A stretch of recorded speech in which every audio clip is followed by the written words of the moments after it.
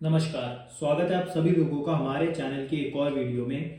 पिछली बार जो हमने वीडियो बनाई थी उसमें हमने बात करी थी कि आपकी कुंडली में जो आपका भाग्य स्थान होता है यानी कि जो आपके फॉर्चून का हाउस होता है जो कि 9th हाउस होता है आपकी कुंडली में, उसके क्या एट्रीब्यूट आपकी लाइफ के अंदर होते हैं, उसका क्या इफेक्ट आपकी लाइफ के अंदर रहता है। साथ ही साथ जो आपकी कुंडली में 9th हाउस का लॉर्ड है वो जब 1 से लेकर 12 घरों में जाएगा तो उसका आपके जीवन के ऊपर क्या इफेक्ट पड़ता है, साथ ही साथ वो किन चीजों को आपकी लाइफ के अंदर दर्शाता है।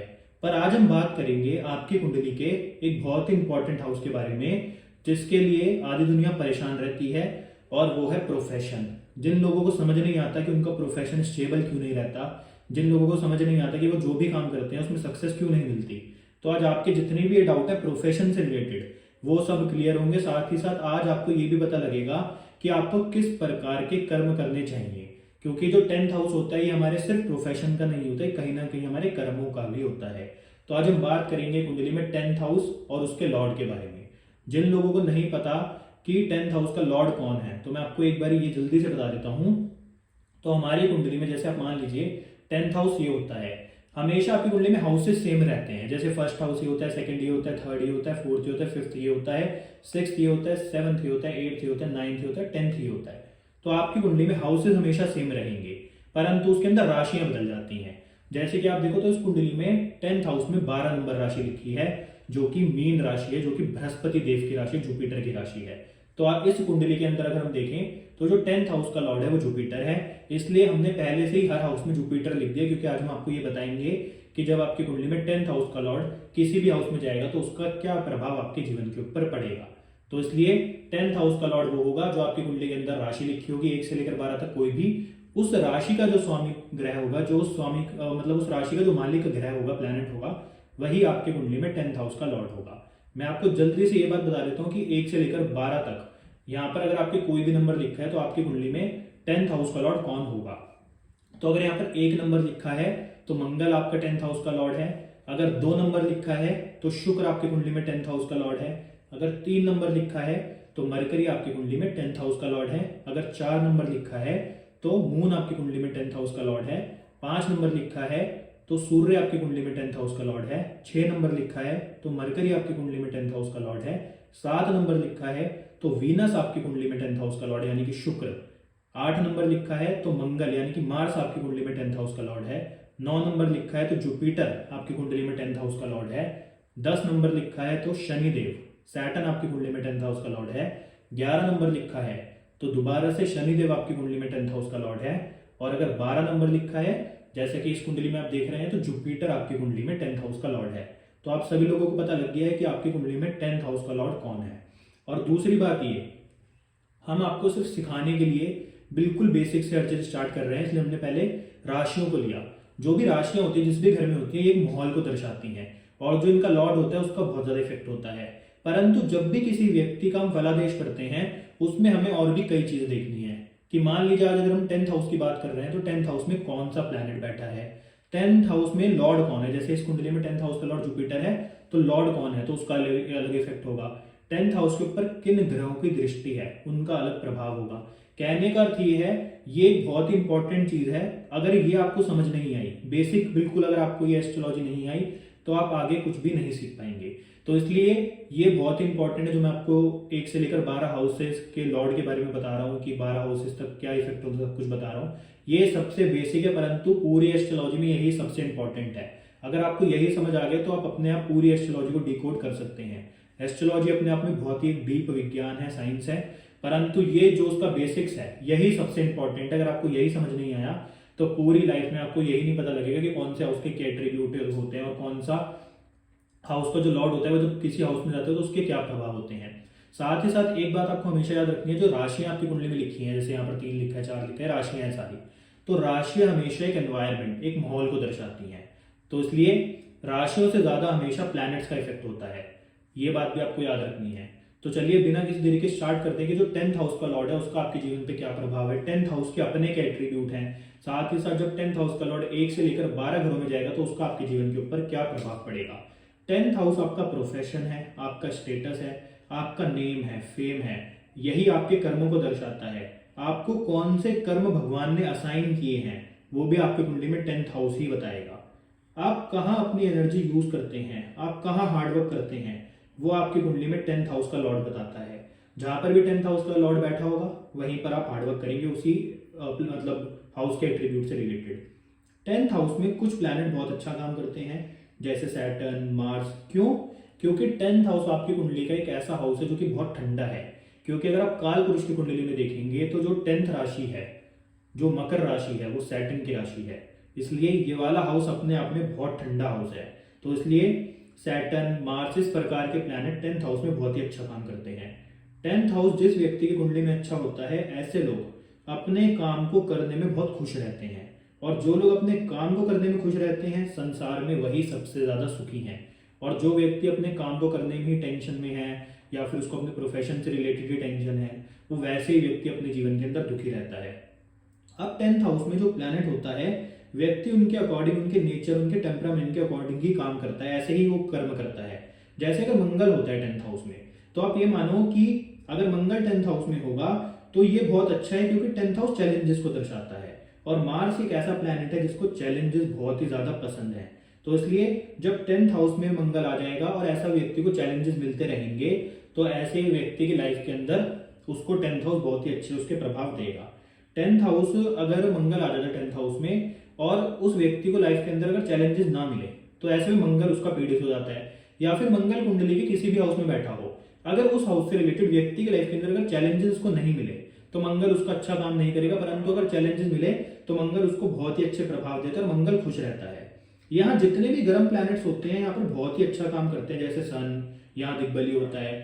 सन बोलता है कि सुबह उठेंगे, काम करेंगे और डिसिप्लिन में करेंगे। क्यों? क्योंकि जो 10th में सूर्य आ जाता है, तो कर्म जो आपको मिला है वो मैनेजमेंट का मिला है, वो लीडरशिप का मिला है। तो इसलिए लीडर को तो डिसिप्लिन में रहना ही पड़ता है। साथ ही साथ लीडरशिप का तो मिला है कि मैं दूसरों को राज्य बनाऊं। मतलब जो एक राजा होता है वो दूसरे के लिए एक ऐसी मैनेजमेंट करता है कि दूसरों को वो राज्य बनाकर देता है। तो इसलिए 10th हाउस में सन बहुत अच्छा है। 10th हाउस में व्यक्ति दूसरों के लिए एक ऐसे माहौल को स्थापित करता है जिसमें वो खुद तो राजा है, खुद तो लीडर है, परंतु उसकी प्रजा सुखी रहे। क्योंकि एक राजा तभी खुश रह पाएगा अगर उसकी प्रजा भी सुखी होगी। तो इसलिए 10th हाउस में सन बहुत अच्छा काम करता है, क्योंकि 10th हाउस में सन दिग्बली भी है। सूर्य 10 में अगर पीड़ित हुआ तो ऐसे लोगों के आसपास मतलब आप ये मानो कि जो लोग आएंगे तो व्यक्ति उन लोगों की प्रॉब्लम सॉल्व नहीं कर पाएगा। परंतु अगर 10th हाउस में सन हुआ और ये बहुत अच्छी पोजीशन में हुआ, तो इसके आसपास आप देखोगे कि लोग खड़े ही रहेंगे इससे हेल्प मांगने के लिए, और ये व्यक्ति उन लोगों की प्रॉब्लम को सॉल्व करता रहेगा। क्योंकि सन कहीं ना कहीं एक लीडर है, एक प्रॉब्लम सॉल्वर। राजा ही एक ऐसा व्यक्ति होता है जो पूरी प्रजा का ध्यान रखता है और उसकी सेवा करता है और उसकी जो भी प्रॉब्लम्स होती है उसको दूर करता है। तो इसलिए सन अगर 10th हाउस में होता है तो ये आप मानो कि एक प्रॉब्लम सॉल्वर का चार्ट भी है, परंतु अच्छा होना चाहिए। अगर पीड़ित होगा तो ऐसा व्यक्ति लोगों की प्रॉब्लम सॉल्व नहीं कर पाएगा, परंतु अगर पीड़ित नहीं हुआ तो ऐसा व्यक्ति प्रॉब्लम सॉल्वर भी बनता है, एक अच्छा लीडर बनता है, मैनेजर बनता है। साथ ही साथ वो दूसरे लोगों को राज्य स्थापित कर देता है। तो इसलिए 10th हाउस में अगर सन है तो ये अपने आप में बहुत ही अच्छा योग है व्यक्तियों के लिए। अगर 10th हाउस में सैटर्न हुआ, तो सैटर्न होगा तो कितने भी मुश्किल काम हो, कितना भी लंबा काम हो, सैटर्न बोलेगा कोई बात नहीं, आराम से करेंगे। क्यों? क्योंकि सैटर्न का जो विजन है बहुत बड़ा है। सैटर्न एक बहुत ही धीरे चलने वाला प्लैनेट है। जीरो से स्टार्ट करेंगे, कभी ना कभी तो हीरो बनेंगे। सैटर्न का यही मतलब है। मतलब सैटर्न को कोई जल्दी नहीं है, उसको ऐसा नहीं है कि उसको आज ही हीरो बनना है। उसका है कि जीरो से स्टार्ट करेंगे, रुक रुक के आराम आराम से काम करेंगे, तो एक ना एक दिन हीरो जरूर बनेंगे। सैटर्न को टाइम से क्योंकि मतलब ही नहीं है। सैटर्न बोलता है आराम से करेंगे। सैटर्न 10th हाउस में ना सबको साथ लेकर चलता है, सबके साथ चलकर काम करता है। इसको मतलब अपने आसपास जो लोग हैं उनका भी भला करना पसंद होता है। तो इसलिए सैटर्न 10th हाउस में बहुत ही अच्छा काम करता है। बस ऐसे व्यक्ति का जो प्रोफेशन होता है वो जब भी ग्रो करता है तो उसमें बहुत ज्यादा स्लो हो जाता है। यानी कि ऐसा व्यक्ति अगर किसी प्रोफेशन को चूज करता है तब भी इसका प्रोफेशन स्टेबल होने में बहुत टाइम लगता है, क्योंकि सैटर्न एक बहुत ही स्लो प्लैनेट है, बहुत आराम से चलने वाला प्लैनेट है। पर एक बात याद रखना कि सैटर्न अगर 10th हाउस में होता है तो ऐसा व्यक्ति चाहे अपने जीवन के अंदर जो सक्सेस हो, जो सफलता हो, थोड़ा स्लो प्राप्त करे, परंतु वो लंबे समय तक चलने वाली सफलता होती है। यही सैटर्न की खूबी है, क्योंकि सैटर्न का विजन बहुत बड़ा है। ऐसे अगर जुपिटर 10th में होगा तो जुपिटर 10th में हो तो बहुत माइल्ड प्लैनेट है जुपिटर। जुपिटर कफ का कारक है। इतने ठंडे घर में कफ का प्लैनेट अगर आ जाता है तो जो भी मतलब ठंडा स्थान होता है वहां पर कफ जो होता है वो फ्रीज हो जाता है। जिसकी वजह से अगर 10th हाउस में जुपिटर है तो ऐसे लोगों को हेल्थ से रिलेटेड, कफ से रिलेटेड समस्याएं बनी रहती है। 10th हाउस एक बहुत ही प्रैक्टिकल हाउस है, बट जुपिटर एक मतलब ऑप्टिमिस्टिक प्लैनेट है। रियलिटी में प्रैक्टिकल डिसीजन नहीं ले पाता। अगर मतलब रियलिटी होगी तो उसको क्या बोलेगा, प्रैक्टिकल नहीं हो पाएगा, वो बोलेगा कि देख लेंगे, भगवान के ऊपर छोड़ देंगे। यानी कि वो उसमें भी ऑप्टिमिस्टिक होकर ही काम करेगा, वो मतलब डिसीजन सही नहीं ले पाएगा। तो जब 10th हाउस में जुपिटर होता है तो ऐसे लोगों की समस्या यही होती है कि ये प्रकृति के ऊपर, भगवान के ऊपर चीजों को छोड़ देते हैं, ये रियलिटी को देखते नहीं है और प्रैक्टिकल होकर डिसीजन नहीं लेते, जिसके कारण इनके जीवन के अंदर प्रॉब्लम्स आनी शुरू हो जाती है। क्योंकि 10th हाउस प्रोफेशन का है, तो इसलिए जब यहाँ पर 10th हाउस में जुपिटर आता है तो वो कहीं ना कहीं नीच का हो जाता है। अगर हम कालपुरुष की कुंडली के हिसाब से देखें तो ऐसे लोग ना बहुत ज्यादा धार्मिक होने के कारण या फिर भगवान के ऊपर चीजें छोड़ देते हैं या फिर फ्यूचर के ऊपर छोड़ देते हैं, रियलिटी को समझते नहीं है, प्रैक्टिकल नहीं हो पाते। क्योंकि जुपिटर तो एक गुरु का प्लैनेट है, एक मतलब ज्ञान का प्लैनेट है, तो उसके अंदर प्रैक्टिकलिटी कहीं से कहीं तक है ही नहीं, जिसके कारण ऐसे लोगों के प्रोफेशन में आपको दिखेगा कहीं ना कहीं प्रॉब्लम्स आनी शुरू हो जाती है। अब देखिए आपको ये दिखेगा कि मान लीजिए 10th हाउस में अगर जुपिटर आता है तो ऐसा जो व्यक्ति होगा वो जो भी डिसीजन लेगा वो हमेशा भाग्य के ऊपर छोड़ देगा, भगवान के ऊपर छोड़ देगा। तो अगर वो ऐसा करना छोड़ दे, मतलब अगर वो प्रैक्टिकल होकर सोचे, अगर वो अपनी उंगली को टेढ़ी कर कर काम करे, तो ऐसे में आप देखोगे कि उसका ही प्रोफेशन उसको जीवन के अंदर बहुत तरक्की देगा। जैसे कि आप देखोगे कि जो मुकेश अंबानी है उनकी कुंडली में 10th हाउस में जुपिटर है। अब वो आपको लग रहा है कि बहुत धर्म के काम कर रहा है, परंतु कहीं ना कहीं जो उनका काम है, जो बिजनेस है, उसमें प्रैक्टिकलिटी भी तो है, जिसके कारण वो इतने सफल हैं। तो इसलिए अगर 10th हाउस में जुपिटर और व्यक्ति बहुत ज्यादा धार्मिक काम करने लग जाता है, बहुत ज्यादा ईमानदारी के काम करने लग जाता है, अगर ऐसा व्यक्ति मतलब ऑप्टिमिस्टिक होकर काम करता है तो प्रॉब्लम्स आती हैं। परंतु अगर वहीं पर प्रैक्टिकल हो जाए तो ऐसे में व्यक्ति बहुत सफलता प्राप्त कर सकता है। 10th हाउस का बृहस्पति से लड़ा नहीं जाता, ये भी एक बहुत इसका बड़ा ट्रेट है, क्योंकि ज्ञान का कारक है बृहस्पति जो होता है। जब तक 10th में जुपिटर को राहु, मार्स या फिर सैटर्न जैसे किसी प्लैनेट का साथ नहीं मिलता, यानी कि 10th हाउस में जुपिटर, उसके ऊपर सैटर्न, राहु या फिर मार्स की दृष्टि नहीं है, या फिर सैटर्न, राहु और मार्स 10th हाउस में जुपिटर के साथ अगर नहीं बैठे, तो ऐसे में क्या होगा कि जुपिटर अच्छा काम नहीं करेगा। परंतु अगर इनका साथ मिल जाता है तो ऐसे में आप देखोगे कि व्यक्ति जीवन में सफलता प्राप्त कर लेता है। परंतु अकेला जुपिटर 10th हाउस में किसी अच्छे प्लैनेट की दृष्टि नहीं है, मान लीजिए मतलब राहु, केतु, शनि की, जो कि एक अपने आप में प्रैक्टिकल प्लैनेट है, तो व्यक्ति के जीवन के अंदर समस्या आती है। तो इसलिए 10th हाउस में अकेला जुपिटर बहुत अच्छा नहीं बताया गया, क्योंकि ऐसा व्यक्ति दूसरे से लड़ नहीं पाता। और बिजनेस जब आप कर रहे हो तो आपको थोड़ा प्रैक्टिकल तो होना पड़ता ही पड़ता है। और ना दूसरी बात यह है कि जुपिटर एक ऐसा प्लैनेट है जो कि ज्ञान को दर्शाता है, जुपिटर एक ऐसा प्लैनेट है जो कि विजडम को दर्शाता है। तो जुपिटर का काम है सलाह देना। तो ऐसे लोग स्ट्रैटेजिस्ट बहुत अच्छे बनते हैं, ऐसे लोग कंपनी के अंदर पॉलिसीज बहुत अच्छी बनाते हैं। पर प्रॉब्लम यह है कि इन लोगों की जो पॉलिसीज होती हैं, जो एडवाइस होती है, दूसरे लोग उसकी वैल्यू नहीं करते। तो इसलिए इस हाउस में जुपिटर को साथ चाहिए ही चाहिए, सैटर्न, मार्स, राहु, सन, किसी ना किसी का। तो इसलिए तभी ये व्यक्ति सफल हो पाते हैं। परंतु अगर जुपिटर 10th हाउस में, तो ऐसे लोगों के एडवाइस को फॉलो जरूर करें। मतलब अगर आप किसी को जानते हैं जिसका जुपिटर 10th में, तो आप देखेंगे कि आपको सफलता अवश्य मिलेगी, क्योंकि ये तो है ही विजडम का कारक जो बृहस्पति है, ये तो है ही आपके जीवन के अंदर ज्ञान का कारक। तो ऐसे में सफलता बहुत अच्छी मिल सकती है। 10th हाउस अपने आप में क्योंकि बहुत ही अच्छा प्लैनेट है, 10th हाउस बहुत ही अच्छा हाउस है, उसके अंदर जो जुपिटर है वो प्लैनेट अच्छा है। पर अगर उसके अकॉर्डिंग आप चलोगे, किसके अकॉर्डिंग, जुपिटर के अकॉर्डिंग नहीं, 10th हाउस के अकॉर्डिंग, क्योंकि 10th हाउस शनि का है, शनि क्या है, प्रैक्टिकल प्लैनेट है। तो अगर आप प्रैक्टिकल होकर चलोगे तो बहुत अच्छा। परंतु अगर आप 10th हाउस में जुपिटर और जुपिटर के अकॉर्डिंग ही चलोगे कि आप ऑप्टिमिस्टिक हो जाओगे, सब कुछ मतलब भाग्य के ऊपर छोड़ दोगे, भगवान के ऊपर छोड़ दोगे, फिर समस्या आएगी। कहने का मतलब रियलिटी को समझो और प्रैक्टिकल आपको होना ही पड़ेगा। और किसी ना किसी ग्रह का अगर साथ मिल जाए, राहु, केतु, शनि का, तो ये बहुत ही अच्छा काम करता है। अब जब 10th हाउस में मरकरी या फिर वीनस आएंगे तब क्या होगा। मरकरी और वीनस जब भी किसी ग्रह के साथ बैठते हैं तो उसी की तरह परफॉर्म करते हैं। मरकरी और वीनस को भी ना आपको कैटलिस्ट की तरह गिनना चाहिए कि ये भी अपना फल नहीं देते, या तो जिस राशि में बैठते हैं कई बार उसका मतलब आपको फल मिलेगा, या फिर जिस ग्रह के साथ बैठेंगे उसकी तरह ये परफॉर्म करेंगे। जैसे मरकरी जिसके साथ बैठेगा उस प्लैनेट के एट्रीब्यूट को वो हाइपर एक्टिव कर देता है। क्यों? क्योंकि ये मरकरी की जॉब है। और शुक्र का काम है जिसके साथ बैठेगा उस प्लैनेट के जो भी एट्रीब्यूट होंगे उसको रिफाइन कर देगा। ये दोनों ग्रह बिल्कुल कैटलिस्ट की तरह हैं, जिसके साथ बैठते हैं उसके अकॉर्डिंग ये फल देते हैं। और अगर किसी व्यक्ति का रिफाइनरी का काम है तो उसको वीनस की अपनी लाइफ के अंदर बहुत ज्यादा आवश्यकता है। ये बात भी आपको याद मतलब रखनी चाहिए। मरकरी जो है वो रिएक्शन की तरह है, वीनस फिल्टर की तरह है। तो 10 में बुध हो तो व्यक्ति सोचेगा कि वो मतलब हर जगह हायरार्की बना दो, कि मतलब आप ये मानो कि एक साथ उसको 10 काम करने हैं, दूसरा काम कैसे करेगा, ऑर्गेनाइज वे में करेगा।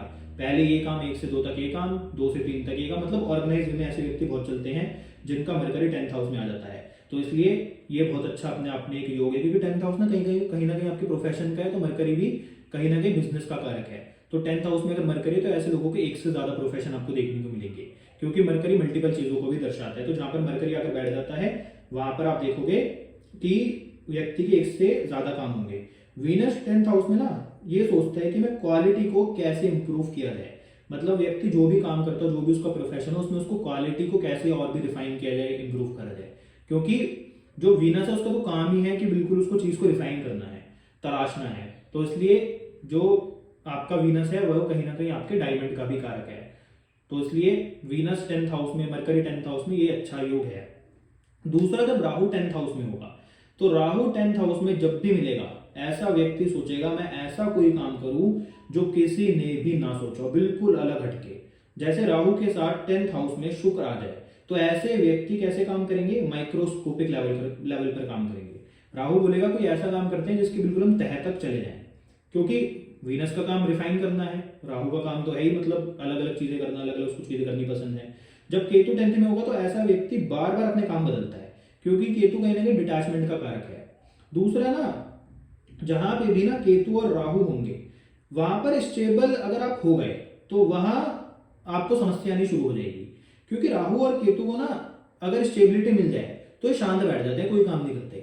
परंतु अगर राहु और केतु को आप स्टेबल नहीं रखते, राहु और केतु के अकॉर्डिंग जो भी जिस भी हाउस में बैठे हैं उस एट्रीब्यूट के अकॉर्डिंग आप कुछ ना कुछ नया करते रहते हैं, तो ये आपको बहुत ही अच्छे प्रभाव देते हैं। क्योंकि राहु और केतु को नॉर्मल चीजें पसंद नहीं आती, इन्हें हर बार कुछ नया चाहिए। जब भी राहु या केतु की दशा आएगी, व्यक्ति का आप देखोगे कि कपड़े पहनने का तरीका बार बार बदलेगा। कभी वो सोचेगा कि मैं स्लिम फिट पहनता हूं, तो कभी व्यक्ति सोचेगा कि मैं टाइट फिट पहनता हूं। कहने का अर्थ है कि बार बार व्यक्ति का कपड़े जो पहनने का तरीका होगा वो भी बदलेगा। तो इसलिए केतु और राहु 10th हाउस में अच्छा प्रभाव देते हैं, परंतु व्यक्ति को रोज कुछ ना कुछ नया अपनी लाइफ के अंदर करना पड़ता है।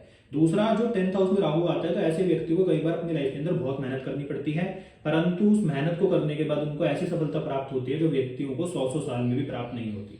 तो इसलिए 10th हाउस में अगर राहु है तो कहीं ना कहीं आपको सब्र भी करना चाहिए। अब 10th हाउस में एक और प्लैनेट जो रह गया वो है आपका मून। तो मून होगा 10th में, तो व्यक्ति चाहेगा कि दुनिया के लिए कुछ ऐसा करूं जिससे दुनिया की मतलब भलाई हो। और व्यक्ति का जो प्रोफेशन होगा, ज्यादातर आप देखोगे कि फूड से रिलेटेड होगा, रेस्टोरेंट से रिलेटेड होगा, ट्रांसपोर्ट से रिलेटेड होगा, यानी कि कंजप्शन से रिलेटेड हो सकता है। बट प्रॉब्लम क्या है, मून एक ऐसा प्लैनेट है जो कि बहुत जल्दी अपनी राशियां बदलता है। मून एक बहुत ही तेज चलने वाला प्लैनेट है, सबसे तेज मतलब मून ही चलता है। अगर आप मानो, मन सबसे ज्यादा तेज चलने वाली चीज है। तो यहाँ पर क्या होगा, मून अगर 10th हाउस में होगा तो व्यक्ति का प्रोफेशन स्टेबल नहीं रहेगा, बार बार व्यक्ति सोचेगा मैं कुछ बदल लेता हूँ, कुछ नया कर लेता हूँ। तो ये प्रॉब्लम 10th हाउस का मून देता है। तो इसलिए 10th हाउस में अगर मून है तो ऐसे व्यक्ति का जो प्रोफेशन होता है वो आपको कई बार देखोगे आपको स्टेबल देखने को नहीं मिलेगा। और जब कभी भी यहाँ पर मल्टीपल प्लैनेट्स आ जाते हैं, मान लीजिए 10th हाउस में एक साथ मल्टीपल प्लैनेट आ गए, शनि आ गया, मार्स आ गया, सूर्य आ गया, केतु आ गया, राहु आ गया, तो उसमें चलेगी किसकी, अब किसका सबसे ज्यादा आपको इफेक्ट मिलेगा। तो सबसे पहले मान लीजिएगा सैटर्न इसमें है मल्टीपल प्लैनेट में, तो सबसे पहले आपको सैटर्न का प्रभाव मिलेगा, क्योंकि 10th हाउस के ऊपर जो आधिपत्य है वो सैटर्न का है। दूसरा, इस हाउस में जो राशि होगी आपको उसका प्रभाव सैटर्न के बाद देखने को मिलेगा। तो यहां हमेशा एक और बात याद रखिए कि जो सबसे ताकतवर प्लैनेट होगा, जितने भी प्लैनेट है उसमें जो सबसे ताकतवर होगा हर नजरिए से अगर आप देखेंगे तो उस प्लैनेट की इसमें चलेगी, क्योंकि ये सबसे ताकतवर हाउस है, इसको बहुत ताकतवर बोला गया है। तो यहाँ पर चलेगी भी उसकी जो सबसे ताकतवर होगा। साथ ही साथ 10th हाउस में आपकी गद्दी भी है, गद्दी मतलब आपका नेम फेम भी है, तो यहाँ पर चलेगी उसकी जो ताकतवर होगा, जो गद्दी को संभालने के काबिल होगा। 10th हाउस आपको बताता है कि आपको किस प्रकार के कर्म आपको एग्जीक्यूट करने चाहिए, और अगर आप 10th हाउस के अकॉर्डिंग चलोगे तो बढ़िया, अदरवाइज जब दशा बदलती है तो व्यक्ति के जीवन के अंदर समस्याएं भी आ सकती हैं, तो उसके जीवन के अंदर उसको सफलता भी प्राप्त हो सकती है। यानी कि 10th हाउस आपके कर्मों का है, तो अगर आप अपने कर्म 10th हाउस के अकॉर्डिंग करोगे तो बहुत अच्छा, नहीं तो यही 10th हाउस आपकी लाइफ के अंदर समस्याओं का कारण भी बन सकता है। क्योंकि हमने अपनी लाइफ के अंदर रोज हमारे पास ऐसी कुंडली आती है जो हमने कई व्यक्ति देखे हैं जिनकी जब दशा बदलती है तो पहले व्यक्ति बहुत ही रिच होते हैं, अपनी लाइफ के अंदर उन्हें बहुत कुछ प्राप्त करा होता है, परंतु जैसे ही दशा बदलती है तो हीरो से जीरो बन जाते हैं। पर ऐसे व्यक्ति भी देखे हैं जो कि एक दशा के अंदर बिल्कुल जीरो होते हैं, परंतु जैसे ही दशा चेंज होती है तो व्यक्ति जीरो से हीरो बन जाते हैं। तो तो इसलिए 10th हाउस में कभी भी सबसे बड़ी बात है कि आपको ईगो नहीं रखनी। दूसरा 10th हाउस का लॉर्ड जहां पर भी जाए वहां पर भी ईगो बिल्कुल भी नहीं रखनी, नहीं तो समस्या क्रिएट होगी। तो इसलिए कभी भी किसी बात का घमंड ना करें, कर्मों के ऊपर ध्यान दें, तो आपका 10th हाउस अच्छा रहेगा। तो ये थे 10th हाउस के कुछ एट्रीब्यूट। अब बात करते हैं जब 10th हाउस का लॉर्ड कुंडली में 1 से लेकर 12 घरों तक जाएगा तो उसका क्या आपके जीवन के ऊपर प्रभाव पड़ेगा। तो जब 10th हाउस का लॉर्ड फर्स्ट हाउस में जाएगा तो फर्स्ट हाउस है आपकी पर्सनैलिटी, फर्स्ट हाउस है आपका बिहेवियर, आपका नेचर, आपका व्यक्तित्व, फर्स्ट हाउस है आपकी पर्सनैलिटी डेवलपमेंट। तो इसलिए ऐसे व्यक्ति की जो पर्सनैलिटी डेवलप होगी कैसे होगी, व्यक्ति के कर्मों के अनुसार होगी। जैसे व्यक्ति कर्म करेगा वैसे इसकी पर्सनैलिटी डेवलप होगी। जैसा व्यक्ति प्रोफेशन चूज करेगा वैसा ही इसकी पर्सनैलिटी डेवलप होगी। दूसरा, व्यक्ति बहुत हार्डवर्किंग होगा, अच्छे कर्म करने वाला होगा। क्यों? क्योंकि कर्म का मालिक जब पर्सनैलिटी में आ गया तो व्यक्ति को प्रोफेशन से रिलेटेड लाइफ के अंदर लगाव रहेगा ही रहेगा कि मैं आज ये काम कर लेता हूँ, कल वो काम कर लेता हूँ। यानी कि लाइफ के अंदर हार्डवर्क तो है, परंतु जीवन के अंदर जो कर्म करेगा उससे पर्सनैलिटी डेवलप होगी, लोग इसको पहचानेंगे। और ऐसे लोग होते हैं जो अपने फेस से, अपनी पर्सनैलिटी से पैसा भी कमाते हैं। जैसे कि आपने बहुत सारे एक्टर्स देखे होंगे जिनकी फेस बिकते हैं। मतलब एक तो होता है जो एडिटर होते हैं, जो सिनेमाटोग्राफर होते हैं, जिनको आप नहीं जानते। आप मूवी किसकी वजह से देखते हो? एक एक्टर की वजह से देखते हो, एक्ट्रेस की वजह से देखते हो। तो आप क्या देख रहे हो? आप फेस, मतलब उनकी पर्सनैलिटी, उनका फेस, उनका नेचर, ये आपको दिख रहा है। तो अगर 10th हाउस का कनेक्शन प्रोफेशन के हाउस से बन गया तो ऐसे व्यक्ति को कुछ ऐसे काम करने चाहिए जिसमें लोग इसको पहचाने, इसके फेस के थ्रू उसको पहचाने, इसके बिहेवियर के थ्रू, नेचर के थ्रू उसको पहचाने। तो ये ऐसे में बहुत फेमस हो सकता है। और आजकल जो इंस्टाग्राम, यूट्यूब वगैरह पर लोग फेमस होते हैं, जो अपना फेस दिखा के फेमस होते हैं, तो कहीं ना कहीं आपको 10th हाउस का लॉर्ड या फिर फर्स्ट हाउस का लॉर्ड 10th में, 10th हाउस का लॉर्ड फर्स्ट में, यानी कि 10th और फर्स्ट का कनेक्शन कहीं ना कहीं दिखेगा। तभी व्यक्ति अपनी लाइफ के अंदर इतना सक्सेस हो पाता है, अपनी शक्ल के कारण, अपने नेचर के कारण। तो इसलिए 10th हाउस का लॉर्ड जब फर्स्ट हाउस में आएगा तो ऐसे व्यक्ति को सबसे बड़ी बात है कि कर्म अच्छे करने चाहिए, क्योंकि इनकी जो पर्सनैलिटी डेवलप होगी वो इनके कर्मों से ही जुड़ी हुई है। तो ये आपको ध्यान रखना है। अब जब 10th हाउस का लॉर्ड सेकंड हाउस में जाएगा तो ये अपने आप में एक बहुत ही बड़ा राज हो गया। क्यों? क्योंकि सेकंड हाउस धन का है, फाइनेंस का है, आपके फूड का है, आपके फैमिली का है, और 10th हाउस है आपके प्रोफेशन का। तो क्या होगा? 10th हाउस कर्म का है, तो ऐसा व्यक्ति जब कर्म करेगा तो पैसा अपने आप आ जाएगा। तो इसलिए ऐसे व्यक्ति को पैसे लेने की टेंशन नहीं होती। इनका फाइनेंस का, मतलब जीवन के अंदर फाइनेंस का हिसाब किताब बहुत बढ़िया रहता है। दूसरा, ऐसे ही व्यक्ति कई बार अपने फैमिली बिजनेस में चले जाते हैं। ऐसे व्यक्ति भी कई बार फूड से रिलेटेड अगर काम करे तो उनको बहुत ही अच्छा प्रभाव मिलता है, क्योंकि सेकंड हाउस फूड का है, 10th हाउस प्रोफेशन का है, तो फूड से रिलेटेड ऐसे लोग काम कर सकते हैं। ऐसे लोग फैमिली बिजनेस अगर मतलब करें, फैमिली के साथ जुड़कर कोई काम करें, तब भी इनको सफलता प्राप्त होती है। दूसरे, जो लोग सीए करना चाहते हैं या फिर फाइनेंस सेक्टर में जाना चाहते हैं, उनके लिए भी 10th हाउस का लॉर्ड अगर सेकंड में हो तो ये योग अपने आप में बहुत ही अच्छा प्रभाव देता है। पर इनके लिए सबसे बड़ा राजयोग यही है कि जो भी कर्म करेंगे उसमें पैसा तो कमा ही लेंगे। पर मेरा ऐसा मानना है कि जब भी आप कोई कर्म करें, कर्म हमेशा अच्छा ही होना चाहिए, कोई बुरा नहीं होना चाहिए। तो इसलिए 10th हाउस है आपके कर्मों का। अब सेकंड हाउस है आपकी फैमिली का। तो मैंने आपको बोला था कि 10th हाउस आपके कर्मों का है कि जो आपको असाइन किए गए हैं। तो आपको यहाँ पर किसके लिए काम करना है? आपको फैमिली के लिए काम करना है, आपको पैसे के लिए भी काम करना है, आपको फूड के लिए भी काम करना है। यही आपको कर्म असाइन किया गया है। सबसे पहले आपको अपनी फैमिली के लिए कर्म करना है, उनके साथ जुड़कर रहना है, उनसे कोई मतलब लड़ाई झगड़ा नहीं रखना है। तो लाइफ में आप देखोगे कि आपको बहुत सक्सेस प्राप्त होगी। साथ ही साथ फूड से रिलेटेड अगर आप काम करते हो ये भी बहुत ही अच्छा आपके लिए योग बनेगा। अब सेकंड हाउस ना कहीं आपकी स्पीच का है। तो ऐसे लोग कई बार जो बातें करते हैं वो सिर्फ ज्यादातर प्रोफेशन से रिलेटेड ही करते हैं। ये भी आपको इनकी बातों में देखने को मिल सकता है। तो इसलिए ऐसे लोग अगर जैसे कि जो टीचर्स होते हैं जिनका सिर्फ बोलने का काम होता है, जो लैंग्वेज से रिलेटेड टीचर्स होते हैं, जो अलग अलग लैंग्वेज सिखाते हैं, तो वो भी अगर 10th हाउस का कनेक्शन सेकंड हाउस से बने तो उस प्रोफेशन में भी व्यक्ति जा सकता है। उनकी कुंडली में हमने कई बार ये वाला योग देखा है। तो इसलिए ये भी एक अच्छा योग है अगर आपको लैंग्वेज से रिलेटेड किसी फील्ड में जाना है तो इसके बाद जब 10th हाउस का लॉर्ड कुंडली के थर्ड हाउस में जाएगा तो ये क्या करेगा?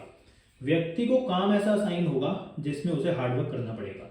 यही उसको कर्म असाइन किया गया है कि जब तू हार्डवर्क करेगा तभी तो अपने लाइफ के अंदर सफलता प्राप्त करवाएगा, तभी तेरा प्रोफेशन स्टेबल हो पाएगा।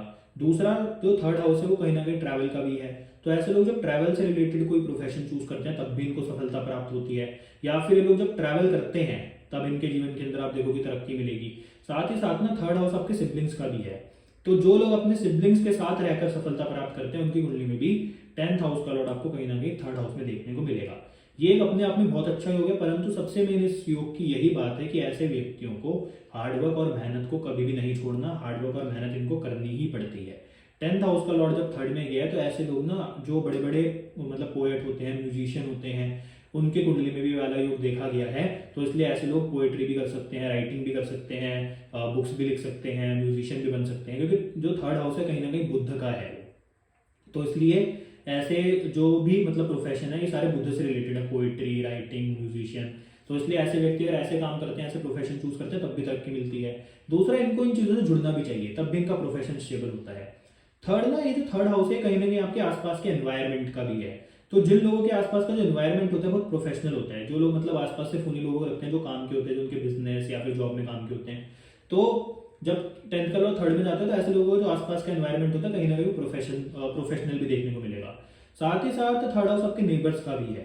तो ऐसे ही लोग होते हैं जो अपने नेबर्स के साथ मिलजुल कर कोई काम बिजनेस कर लेते हैं, प्रोफेशन नेबर्स के साथ ही चूज कर लेते हैं। हो सकता है कि जो उनका नेबर हो बहुत प्रोफेशनल लोगों का हो, डॉक्टर्स हो, लॉयर्स हो, मतलब ऐसा भी हो सकता है, ये भी पॉसिबिलिटी है, बड़े बड़े मतलब पोस्ट पर लोग हों।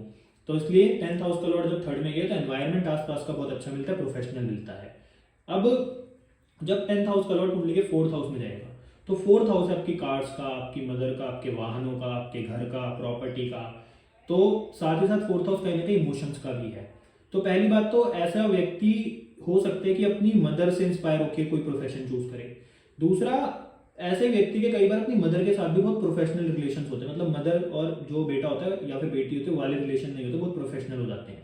दूसरा, ऐसे व्यक्ति को जो कर्म साइन किया गया है वो किया गया है कि इसकी मदर की सेवा करनी है, तो ऐसे लोगों को अपनी मदर की सेवा करनी चाहिए। दूसरा, ऐसे लोग जब कोई काम करते हैं, कई बार हमने देखा है अगर 10th का लॉर्ड 4th में हो तो ऐसे लोगों के काम ऑटोमोबाइल इंडस्ट्री में हमने कई बार पाए हैं। ऐसे लोगों का प्रोफेशन हमने प्रॉपर्टी से रिलेटेड देखा है, रियल एस्टेट देखा है, या फिर घर लेना बेचना, मतलब इस प्रकार के काम हमने देखे, क्योंकि 4th हाउस इन्हीं चीजों को दर्शाता है।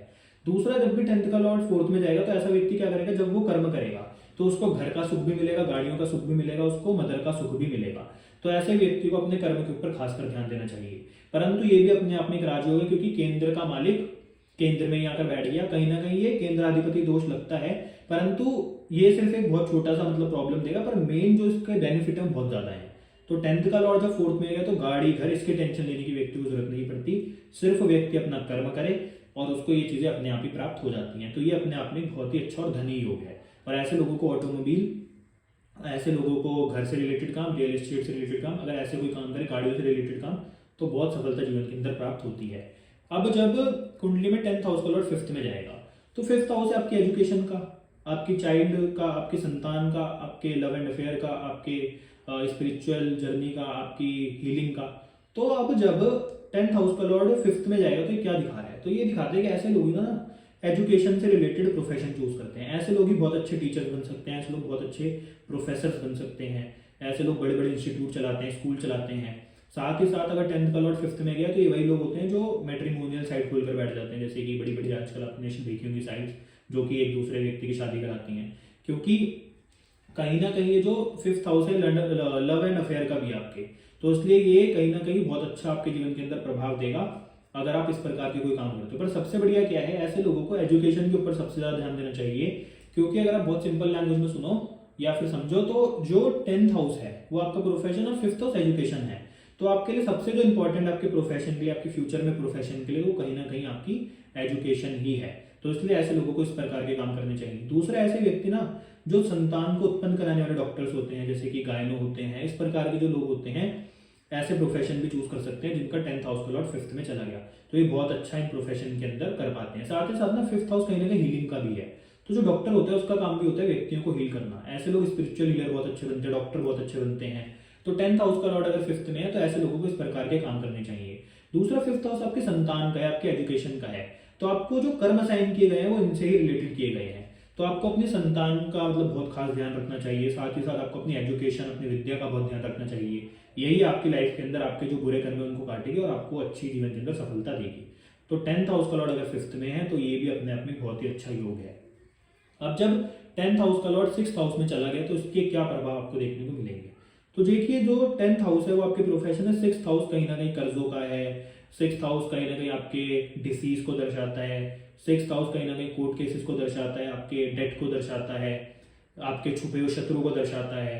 तो ऐसे लोग अगर कोई ऐसा काम करते हैं जिसमें लोग दूसरे लोगों की लड़ाई छुड़ा सके, जैसे कि जो लॉयर होते हैं वो दो लोगों को मतलब जो लड़ाई होती है उनको सॉल्व कराते हैं, जज होते हैं वो भी यही काम करते हैं, इस प्रकार के प्रोफेशन में जा सकते हैं।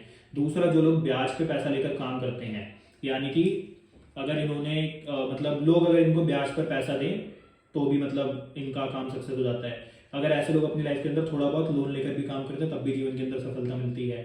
ऐसे लोग भी मतलब अपने जीवन के अंदर डॉक्टर लॉयर अच्छा बनते हैं, क्योंकि जो 6th हाउस है कहीं ना कहीं वो डिसीज का भी है। तो ऐसे लोग अगर इनमें से किसी मतलब फील्ड में कनेक्ट होते हैं, जुड़ते हैं, तो इनको अच्छे प्रभाव देखने को मिलते हैं। अब 10th हाउस आपके प्रोफेशन का है, 6th हाउस आपकी सर्विसेज का भी, जो आप लोगों को प्रोवाइड करते हो। तो ऐसे लोगों को समाज के लिए बार बार कुछ करते रहना चाहिए, तब इनका प्रोफेशन अच्छा होता है। 6th हाउस ना कहीं जॉब को भी दर्शाता है, कंपटीशन को दर्शाता है। तो जो लोग जॉब में मतलब जाना चाहें और अगर उनकी कुंडली में 10th हाउस का लॉर्ड 6th हाउस में बैठा है, तो ये जॉब से रिलेटेड भी कोई काम कर सकते हैं, जॉब भी कर सकते हैं, क्योंकि 6th हाउस मेन जॉब को ही दर्शाता है। तो इसलिए प्रोफेशन ही जब आपका जॉब से कनेक्ट हो गया तो आप प्रोफेशन में क्या चुनोगे, जॉब चुनोगे, जॉब को चूज करोगे।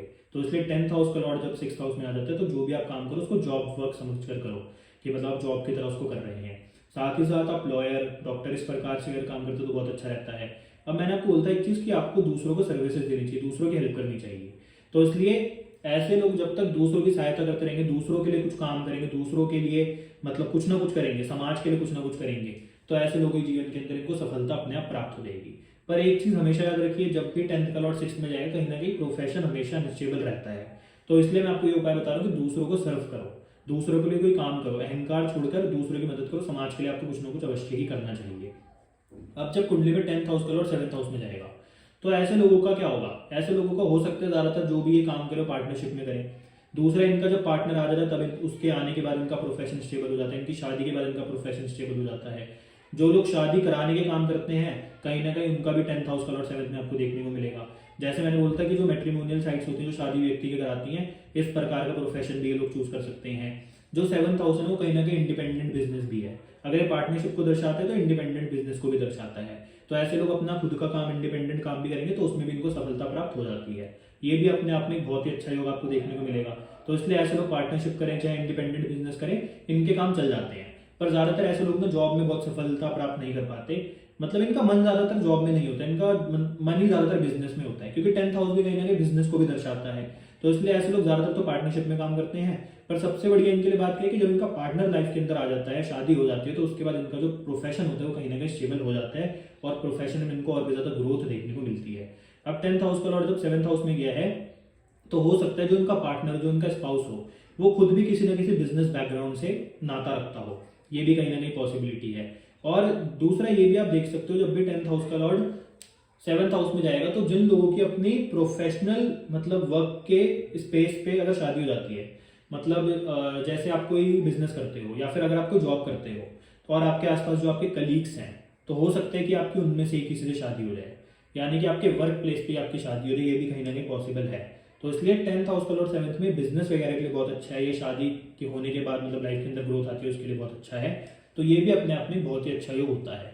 अब जब 10th हाउस का लॉर्ड कुंडली के 8th हाउस में जाएगा तो ये क्या दर्शा है, तो 8th हाउस है आपके पेन और ट्रांसफॉर्मेशन का। सबसे पहली बात ये लिखकर रख लो कि लाइफ में कभी भी कोई प्रोफेशन स्टेबल नहीं रहेगा, तो इसलिए कोशिश करते रहा करो कि रोज कुछ ना कुछ नया काम हमें करना चाहिए। हो सकता है कि आपका प्रोफेशन कभी बहुत ज्यादा ग्रोथ पर चला जाए, फिर आप बिल्कुल ग्रोथ से जीरो पर आ जाओ, ये भी कहीं ना कहीं एक पॉसिबिलिटी है। तो इसलिए 8th हाउस में जब भी 10th हाउस का लॉर्ड जाएगा या फिर 10th हाउस का लॉर्ड 8th हाउस में आएगा, तो लाइफ के अंदर एक बात लिखकर रख लो कि प्रोफेशन स्टेबल तो नहीं रहेगा।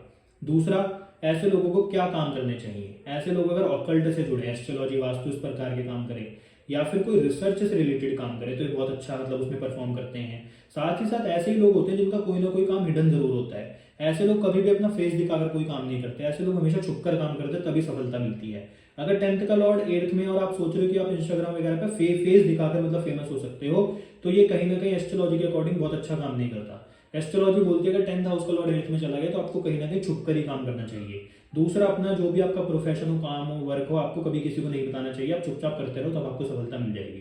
पर अगर आपको अपना प्रोफेशन स्टेबल करना है तो सबसे अच्छा उसके लिए यही है कि आप रिसर्च से रिलेटेड कोई काम करो। दूसरा, एस्ट्रोलॉजी के अगर आप अकॉर्डिंग चलोगे तो आपको एक चीज और देखने को मिलेगी कि 10th हाउस है आपका प्रोफेशन, 8th हाउस है अनस्टेबिलिटी।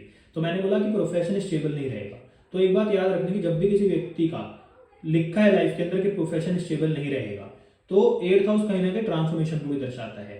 तो आपके जीवन के अंदर आपको ग्रोथ और ट्रांसफॉर्मेशन तभी मिलेगा जब आपका जो प्रोफेशन होगा वो स्टेबल नहीं होगा। तो इसलिए इसको स्टेबल करने की कोशिश नहीं करनी चाहिए।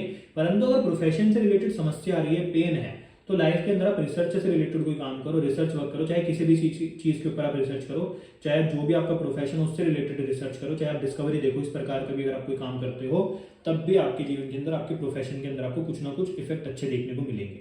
तो इसलिए 10th हाउस का लॉर्ड जब 8th में गया है तो पहले पेन होगा, परंतु ट्रांसफॉर्मेशन लाइफ के अंदर जरूर होगा, और ऐसे लोग अपनी लाइफ के अंदर बहुत ज्यादा बड़ी ग्रोथ भी प्राप्त करते हैं, ऐसा भी हमने देखा है। तो इसलिए कॉम्बिनेशन बुरा नहीं है, पर इसमें हार्डवर्क और पेन थोड़ा ज्यादा है, परंतु उसके बाद ट्रांसफॉर्मेशन बहुत अच्छा मिलता है। अब जब कुंडली में 10th हाउस का लॉर्ड 9th हाउस में जाएगा तो क्या होगा, ऐसे व्यक्ति का जो प्रोफेशन होगा ये अपने आप में बहुत ही अच्छा योग है, क्योंकि भाग्य का घर अब कर्मों के घर से जुड़ गया है, भाग्य का घर अब आपके प्रोफेशन के घर से जुड़ गया है। तो सबसे बड़ी बात कि ऐसे लोगों की लाइफ के अंदर कोई ना कोई हमेशा खड़ा रहेगा जो कि इनका प्रोफेशन में साथ देगा, जो इनको सपोर्ट करेगा, जिसके कारण इनको अपने जीवन के अंदर सफलता प्राप्त होगी। दूसरा जो 9th हाउस है वो कहीं ना कहीं आपके फादर का भी है, तो ऐसे लोग अगर अपने फादर के साथ जुड़कर कोई काम करते हैं तो उसमें सफलता प्राप्त होती है। 9th हाउस आपके धर्म का भी है, आपके धर्म स्थान का है, गुरु का, रिलीजियन का है। तो ऐसे लोग जो धर्म से रिलेटेड जुड़कर काम करते हैं, यानी कि जो फूलों को बेचने के काम करते हैं, बड़े बड़े जो सप्लायर होते हैं, उस प्रकार का ऐसा व्यक्ति काम कर सकता है। दूसरा ऐसा व्यक्ति धार्मिक स्थानों पे जो मतलब कॉन्ट्रैक्ट लोग लेते हैं, कि चाहे कंस्ट्रक्शन का हो, किसी भी प्रकार का, फूलों की सजावट हो, इस प्रकार के कॉन्ट्रैक्ट लें तो भी इसमें इनको सफलता प्राप्त होती है। दूसरा ऐसे लोगों का भाग्य उज्जवल रहता है, किसमें मामले में, प्रोफेशन के मामले में। ऐसे लोगों को प्रोफेशन से रिलेटेड लाइफ में कभी भी समस्या नहीं आती। और दूसरा मैंने हमेशा आपको बोला कि दूसरे ग्रह और उनकी दृष्टि के ऊपर भी डिपेंड करता है, पर अगर 10th का लॉर्ड 9th में गया तो कहीं ना कहीं जीवन में जो प्रोफेशन होगा भाग्य से ही उज्जवल हो जाएगा। ऐसे ही लोग होते हैं जिनको अपनी लाइफ के अंदर ज्यादा मेहनत नहीं करनी पड़ती, परंतु सफलता ज्यादा प्राप्त हो जाती है। तो इसलिए 9th हाउस में जब भी 10th हाउस का लॉर्ड जाएगा तो ये भी अपने आप में एक ही बहुत मतलब अच्छा योग और महाधनी योग आप इसको बोल सकते हो।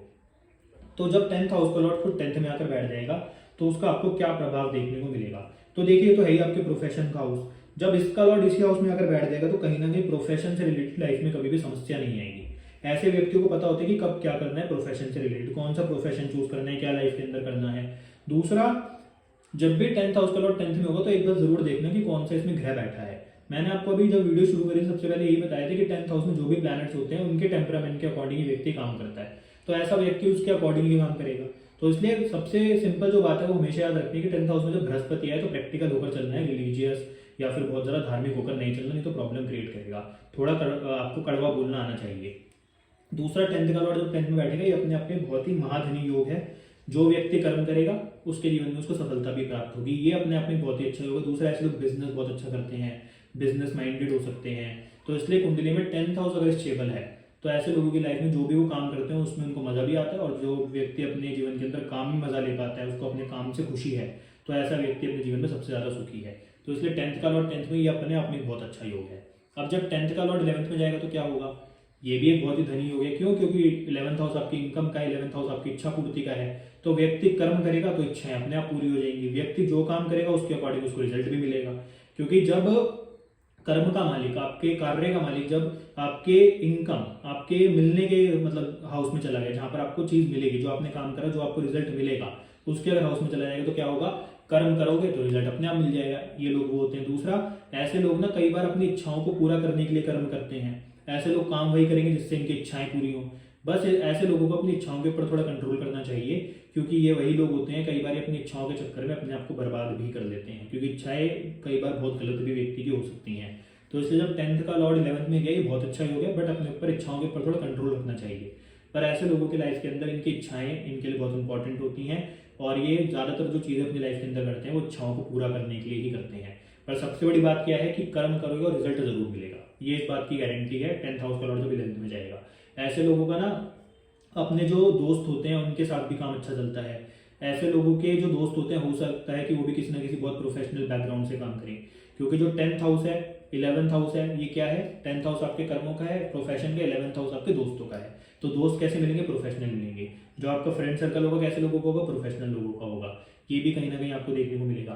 तो ऐसे लोगों को अपने दोस्तों के साथ भी अगर काम करें तो बहुत अच्छे प्रभाव देखने को मिलते हैं। तो 10th हाउस का लॉर्ड जब 11th में जाएगा तो ये भी अपने आप में बहुत ही अच्छा योग है। अब जब कुंडली में 10th हाउस का लॉर्ड कुंडली के 12th हाउस में जाएगा तो क्या होगा। सबसे पहली बात मान लो कि जहां पर आप अभी रहते हो, जहां पर आपका जन्म हुआ है, आपको उससे दूर जाकर ही काम करना पड़ेगा, सब तभी आपको सफलता मिलेगी। दूसरा, 12th हाउस आपके इन्वेस्टमेंट का, तो ऐसे ही लोग होते हैं जो इन्वेस्टमेंट से पैसा कमाते हैं। दूसरा, जो 12th हाउस है ना वो व्यय का है, तो ऐसे लोग ना ऐसे भी काम करेंगे जिसमें इनकी जो मेहनत है, इनके जो कर्म है वो व्यय हो रहे हैं, मतलब उसकी कोई वैल्यू नहीं कर रहा। उसका कोई लॉजिक नहीं है, मतलब ये करे जा रहे हैं पर उसका आगे जाके कोई फ्यूचर नहीं है, ऐसे भी ये लोग काम करते हैं। साथ ही साथ जब 10th हाउस का लॉर्ड 12th में जाएगा, ये लोग बहुत काम करते हैं, बहुत अलग अलग प्रकार के प्रोफेशन कई बार चूज करते हैं, परंतु सफलता किसी में नहीं मिलती, क्योंकि ये तो हाउस ही व्यय का है ना। तो जो आप कर रहे हो वो व्यय हो रहा है, आप उससे कमा नहीं रहे, आप उसको खर्च कर रहे हो, तो ये भी कहीं ना कहीं पॉसिबिलिटी है। दूसरा, लोग ऐसे लोग ना जब थोड़ा पैसा खर्च करते हैं तब भी इनकी लाइफ के अंदर तरक्की होती है, क्यों? क्योंकि 12th हाउस व्यय का है, 10th हाउस प्रोफेशन का, तो प्रोफेशन स्टेबल कैसे होगा जब व्यक्ति खर्चा करेगा, तो इसलिए ऐसे लोगों को खर्चा थोड़ा बहुत करना चाहिए। अब 10th हाउस का लॉर्ड 12th में जाएगा ना, तो 12th हाउस कहीं ना कहीं फॉरेन सेटलमेंट है, तो ऐसे लोग होते हैं जो फॉरेन में जाकर पैसा कमाते हैं, क्योंकि जो प्रोफेशन का लॉर्ड है वो फॉरेन में ही जाकर बैठ गया। तो जब व्यक्ति का जो लॉर्ड है प्रोफेशन का वही फॉरेन में चला गया, तो व्यक्ति का जो स्टेबल होगा प्रोफेशन वही फॉरेन में ही होगा, तो ये भी अपने आप में एक अच्छा योग है, तो उसको भी आप कंसीडर कर सकते हो।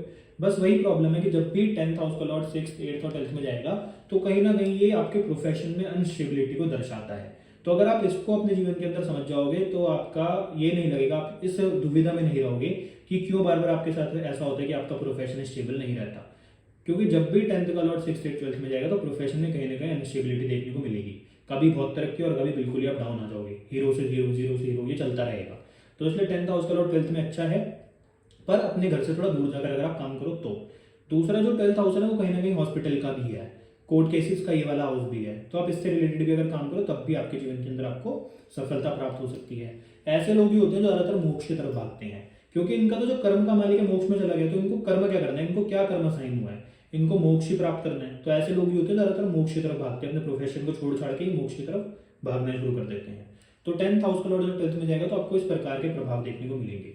तो ये था कुंडली में 10th हाउस, और जब 10th हाउस का लॉर्ड 1 से लेकर 12 घरों में जाएगा तो आपको क्या करना चाहिए, कौन सा प्रोफेशन चूज करना चाहिए, ये मैंने आपको बताया, और ये बहुत ही एक अच्छी चीज़ है, अगर आप इसको फॉलो करते हो तो लाइफ के अंदर सफलता जरूर प्राप्त होती है।